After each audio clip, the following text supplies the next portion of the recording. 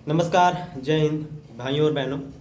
2014 में जब मोदी सरकार जो है सत्ता में आई थी, तो मोदी जी का उस टाइम का एक बहुत लोकप्रिय भाषण हुआ था, जिस भाषण में उन्होंने कहा था कि मैं सत्ता में आऊँगा तो न देश को बिकने दूंगा न देश को झुकने दूंगा।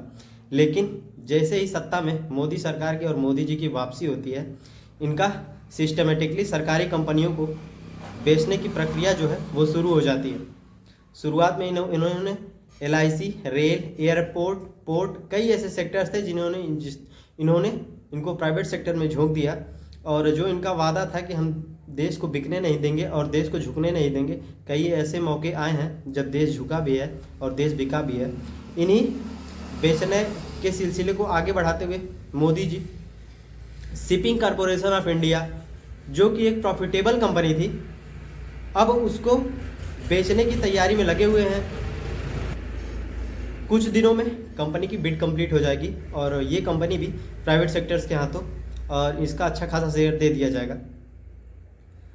भक्तगणों का और मोदी जी के ब्रिगेडियर्स का ये दावा रहता है कि अगर गवर्नमेंट जो है वो किन किन चीज़ों को चलाएगी, आखिर रेल चलाएगी, पोर्ट चलाएगी, एयरपोर्ट चलाएगी, आखिर किन किन चीज़ों को चल जाएगी। सरकार का काम इन सब चीज़ों को चलाना नहीं है। और एक लॉजिक और ये देते हैं कि अगर चीज़ें प्राइवेट होंगी तो फैसिलिटीज़ बेहतर होंगी।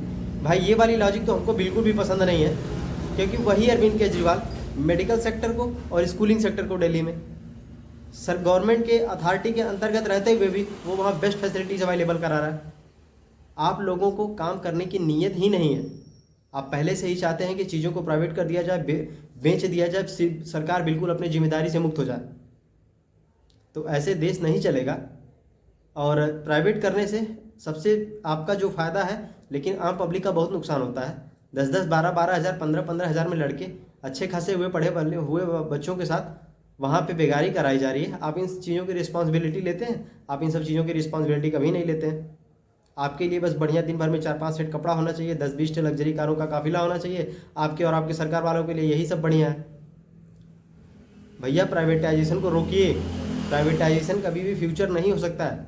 ऐसे कई देश में हैं जहाँ पे इन सब का भुगतान पब्लिक को करना पड़ता है चीज़ों को प्राइवेट करने के चलते। जिन जिन सेक्टर को आप प्राइवेट हाथों को बेच रहे हैं, क्या रेलवे में जब से कई सेक्टर, रेलवे के कई स्टेशनों को प्राइवेट कर दिया गया, वहाँ पे जो प्लेटफॉर्म टिकट 10 रुपये का मिलता था, अब वो 50-50 रुपये का हो गया है। किसी भी सेक्टर्स को देख लीजिए आप, प्राइवेट सेक्टर अगर उसमें एंट्री करेगा तो उसमें लूट मचेगी। तो मोदी जी से हाथ जोड़ के विनती है कि कृपया प्राइवेटाइजेशन को रोकिए।